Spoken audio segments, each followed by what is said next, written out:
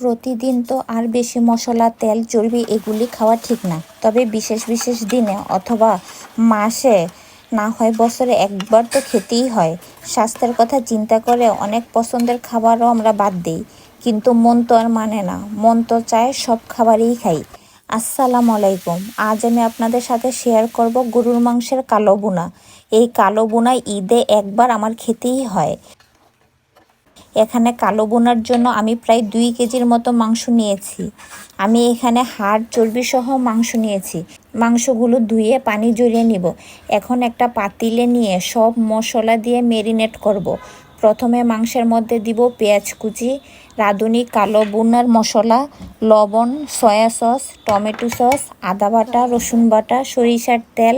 এখন সব একসাথে ভালো করে মেখে হাত ধুয়ে একটু পানি দিয়ে ঢেকে বসিয়ে দিব চুলায়। রসুন বাটা,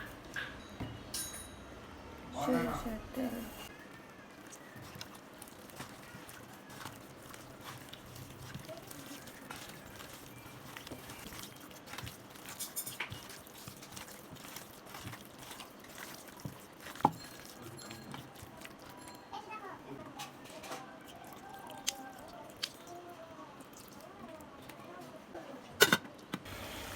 আমার 2 কেজি মাংসের জন্য পাতিলটা ছোট হয়ে গিয়েছিল, ভালো করে নাড়তে পারছিলাম না, তাই পাতিলটা পাল্টাতে হলো।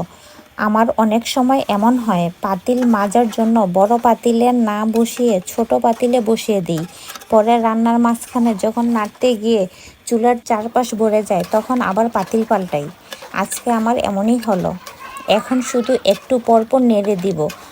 যখন অর্ধেক সিদ্ধ হয়ে আসছে, তখন প্যাকেটের আরেকটা মশলা ছিল তা দিয়ে দিব।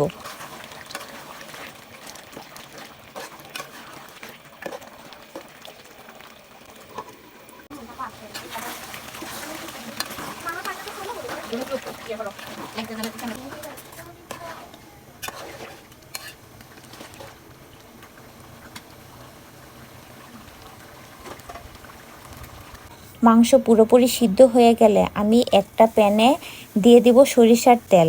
তেল গরম হলে দিব পেঁয়াজ কুচি, রসুন কুচি, শুকনা লাল মরিচ সব একসাথে দিয়ে লাল করে ভেজে একটু মাংস দিয়ে নেড়েচেড়ে মাংসের মধ্যে ঢেলে দিব, যাকে কেউ বলে বাগার, আবার কেউ বলে ফোড়ন। এখন ভালো করে নেড়েচেড়ে সব জল শুকিয়ে নিব। তখন সুন্দর একটা ঘ্রাণ বের হয়।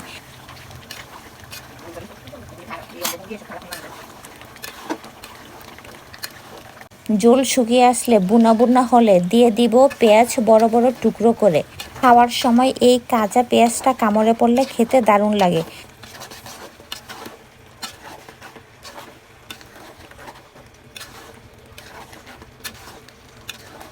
তৈরি হয়ে গেল গরুর মাংসের কালো বোনা। খুব সহজে প্যাকেটের মশলা দিয়ে তৈরি করে ফেলুন গরুর মাংসের কালো বোনা।